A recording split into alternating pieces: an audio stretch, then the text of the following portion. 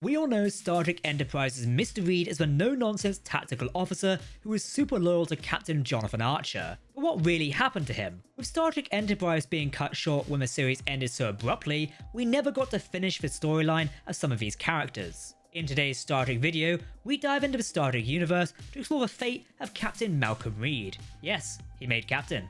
Let's go.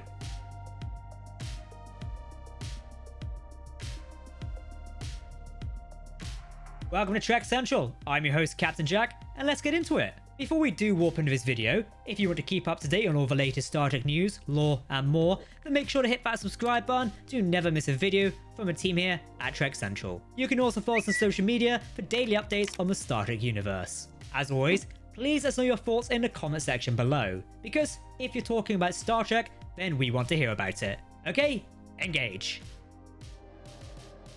As a quick disclaimer, today's video will contain information from the many books on the Star Trek universe, but as they have no visual content, we will simply use reference footage from Star Trek Enterprise. Enjoy! Oh, and I've also linked the books down below. We start the story around the time when the series of Star Trek Enterprise ended, the threat of the Romulan War looming over and Starfleet starting to really worry about the Romulan Star Empire. A plan was hatched. Mr. Reed, who was serving aboard the NX-01 Enterprise still, contacted his Section 31 friend, we use that term loosely, Agent Harris. They arranged the apparent death of Chief Engineer Commander Charles Trip Tucker III. We've covered Trip's death in another YouTube video here on the channel. We'll include a link to that at the end of this video. The purpose of Trip's death was so he could go undercover for Section 31 to gather intelligence on the Romulan Warp 7 program for Section 31.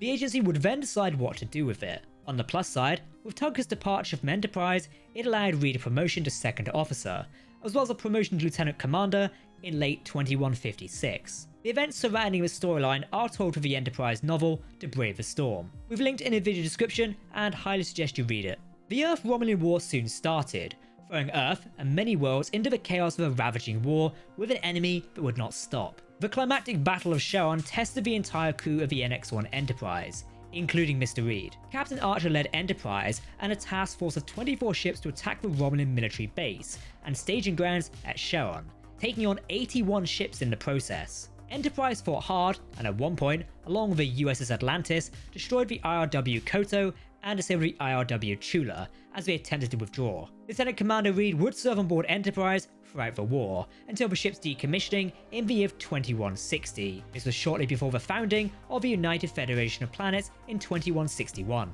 Mr. Reed would go on to serve on board the newly refitted USS Endeavour, a Columbia-class starship. He served on board as Captain DePaul's first officer. During his time on board the ship, he was promoted to the rank of captain and would take command of the Intrepid-class starship, the USS Pioneer.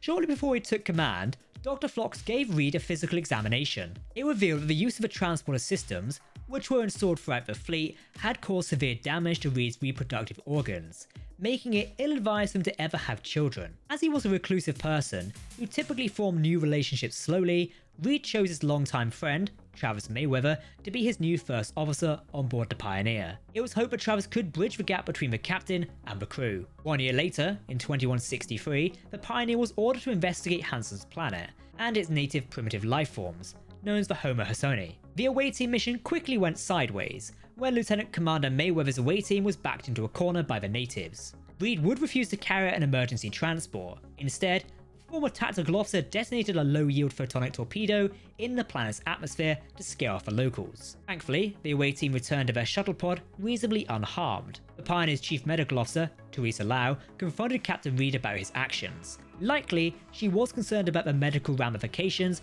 of a photonic detonation in the atmosphere. During the months of March and April in 2163, Captain Reed oversaw the efforts by Dr. Tobin Dax to integrate various new Federation technology aboard the ship. The Pioneer would go under a series of trials to test the new technology that was being installed. For example, during one of the engine trials, the Pioneer accidentally created an unstable wormhole with the use of the ship's warp drive. It became trapped in the atmosphere of a super Jovian planet, which had a strong radiation belt. In response to the disaster, Captain Reed had the crew take shelter in the starboard catwalk for protection. The Pioneer's engineers attempted to repair the ship's propulsion systems. When it looked as if the engineers would not be able to fix the ship in time, Reed held a very close talk with his crew. It was around this time the captain realised that he used Travis as a shield rather than a bridge to deal with his own problems. Captain Reed would inform his crew that he was proud of every one of them, and that he would try and become a more approachable captain. When it looked like all hope was lost, Reed approved a daring plan from his science officer. The plan was to contact a species of cloud whales and ask for help. Thankfully for the Pioneer's crew,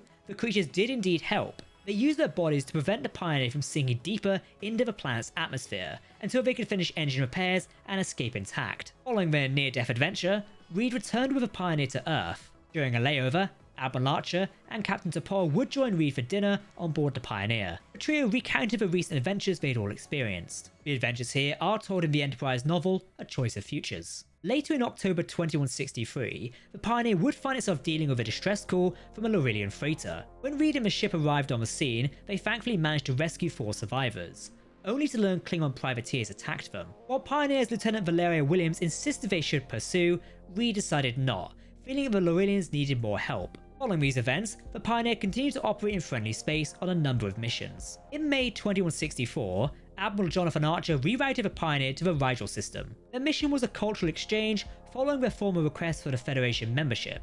While the Pioneer was able to provide as any assistance it could, Admiral Archer secretly charged Mr. Reed with uncovering some secrets that the Rigelians were reluctant to talk about. This included their Trade Commission security policies, the criminal organizations, and the native species of Kalar on Rigel 7. 2 of Reed's officers, Lieutenant Samuel Kirk and Ensign Bodar Chimgrev, were soon abducted during the theft of the vital RTC secrets on Rigel 5. Captain Reed ordered a full investigation and contacted Admiral Archer. To assist in matters, Archer dispatched the USS Endeavour under the command of Captain T'Pol to provide help. While investigating, the Starfleet officers found a suspicious abundance of leads that they had no choice but to follow them. When the Endeavour eventually arrived, Reed felt that Archer had sent T'Pol out of concern for his command abilities. However, Captain T'Pol soon reassured him that he had nothing to worry about and that he should trust his crew. In 9 days of searching and following multiple leads, Lieutenant Williams finally provided the key to solve the mystery. It seems the armory officer was rescued from captivity by Dula Garas after he betrayed the First Families, the crime syndicate.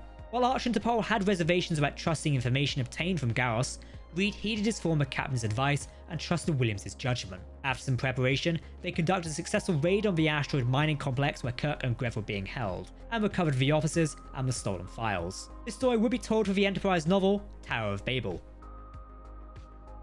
In 2165, the Pioneer was a part of a Starfleet task force dealing with the Ware. You'd be familiar with the Ware and who they are if you watched Star Trek Enterprise. The Ware were the species who built the automated ship repair yard seen in the Enterprise episode Dead Stop. In February 2165, the USS Pioneer was charged with exploring new territories previously inaccessible because of the Romulans and the Vertians. After entering a new region of space, the Pioneer encountered the same type of automated station that the NX-01 Enterprise had discovered 13 years ago.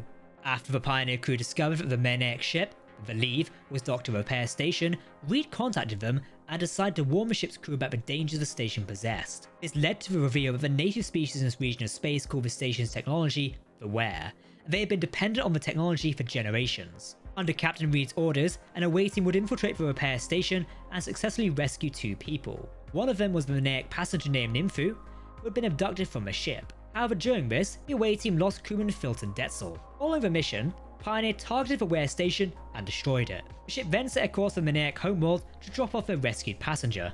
During the trip, the Pioneer was intercepted by a Ware battleship. The battleship made short work of the Pioneer and disabled a Federation starship. During this, it took back the 2 liberated prisoners. The attack left Pioneer crippled, with her warp engines too severely damaged to be repaired. She also suffered multiple casualties. Starfleet Command dispatched the USS Theresa Vey to tow her back to Vulcan Space Central for repairs. After the USS Pioneer was repaired, she joined a Starfleet task force personally led by Admiral Archer into Ware territory. The mission was to learn anything they could about the species and eliminate any threat to the Federation without starting another war. The Earth-Romulan War had already cost both sides so much that no one really wanted another prolonged conflict. Engineer Tobin Dax decided to depart the USS Pioneer around this time. The temporary replacement was Engineer Philip Collier, who was actually Trip Tucker in disguise. Collier led a team of experts from Abramson Industries. Again, you can check out our full video on how Trip Tucker survived and what he was doing in disguise in our video here on the Trek Central channel. It's linked in the video description and I'll be at the end of this video. Alongside the other Starfleet ships, the Pioneer spent months searching for information in the region of space. Most of the Starfleet task force remained at the edge of the sector.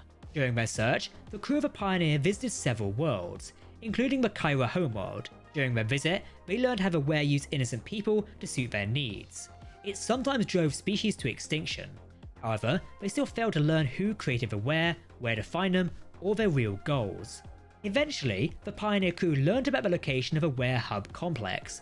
With the aid of a Starfleet task force, the Pioneer and other ships were able to take the facility. After securing the facility, the Pioneer dispatched a team of engineers to shut down the Ware. This mission was interrupted by a sizable force of Ware battleships, which had arrived to retake the complex. 2 individuals led the battleships from Vanot, who had captured Travis Mayweather. These individuals wanted to take control of the Ware for their own uses. Pioneer and the Starfleet task force engaged the battleships to buy time for the away team on the station. Collier, aka Tucker, was able to access the Ware software with the help from Travis Mayweather, and the Ware was shut down, saving the heavily damaged task force and freeing countless prisoners from Ware captivity. As such, the Ware Crisis was put to an end once and for all. The storyline here is told through the Enterprise novel Uncertain Logic.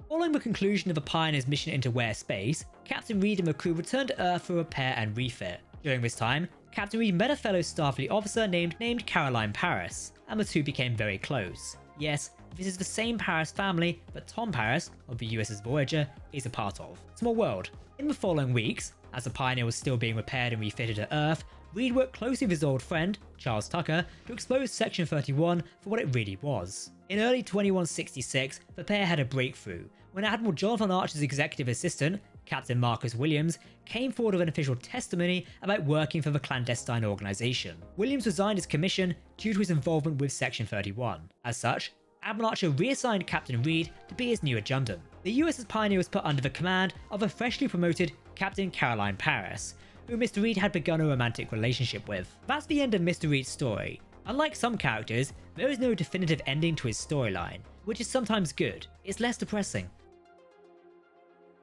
So what do you think of Malcolm Reed's storyline in the Star Trek universe? Whenever we go over storylines like this, I so wish for more Star Trek Enterprise. The series really was robbed of a full Star Trek series run. If you want to keep up to date on the latest Star Trek news, lore, and more, then hit that subscribe button to never miss a video from the team here at Trek Central. You can also follow us on social media or join our community Discord server. For now, I've been Captain Jack, thanks for watching, and we'll see you next time. Live long and prosper, my friends. Goodbye.